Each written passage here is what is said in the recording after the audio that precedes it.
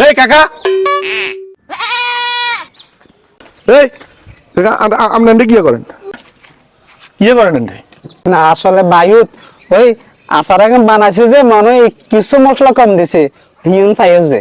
কিছু মশলা কম দিছে এটা আপনি কেন বুঝছেন না বুঝি না বুঝবেন না বলে কিনে কুদুর খাই টেস্ট করতে হইব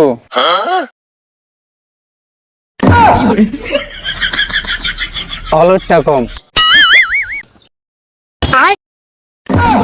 বায়ুত এতে নুনটা কিলো কম হয়েছে বায়ুত এতে এক বিশেষ ধরনের মশলা শর্ট আছে দেখছস না কাকা এই কারণে টেস্ট করতে ফাঁসিলাম তুই থাক আজ আয়ের গই